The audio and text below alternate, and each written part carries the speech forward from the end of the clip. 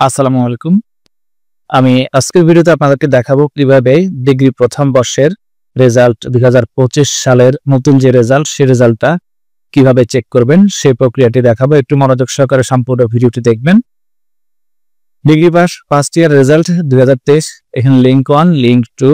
তো চলুন আমরা এই অপশনে কিভাবে যাব সেটা একটু দেখে আসি। তার আগে সবার কাছে অনুরোধ থাকবে, আমার যে ইউটিউব চ্যানেল রয়েছে মোহন এডুকেশন, সবাইকে অনুরোধ করব এই চ্যানেলটিতে সাবস্ক্রাইব করে রাখার জন্য।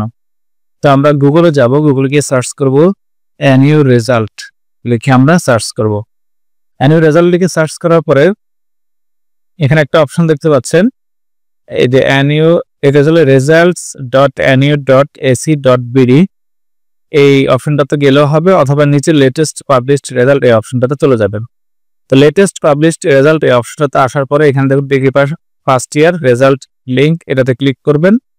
মোট কথা হচ্ছে যেহেতু সার্ভারের সমস্যা থাকে তাই অনেকবার ট্রাই করার পরে একবার রেজাল্ট শো করে, তাই আপনাকে দুটো লিঙ্কেই চেষ্টা করতে হবে।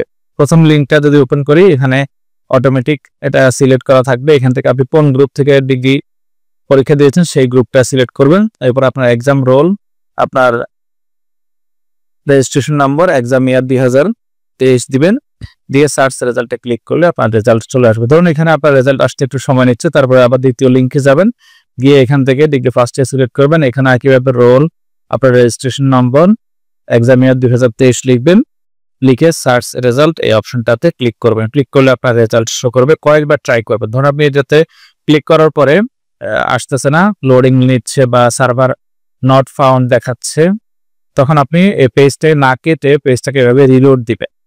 পেজটা রিলোড দিবেন, তাহলে কয়েকবার রিলোড দিলে আপনার রেজাল্ট শো করবে। আশা করি এই পদ্ধতিতে আপনারা রেজাল্ট চেক করতে পারবেন। জাতীয় বিশ্ববিদ্যালয়ে আর কোনো পদ্ধতি নেই ওয়েবসাইটে চেক করার জন্য, এই দুটো পদ্ধতি রয়েছে, দুটো লিঙ্কই রয়েছে। সবাইকে অনুরোধ করব ভিডিওটি শেয়ার করার জন্য।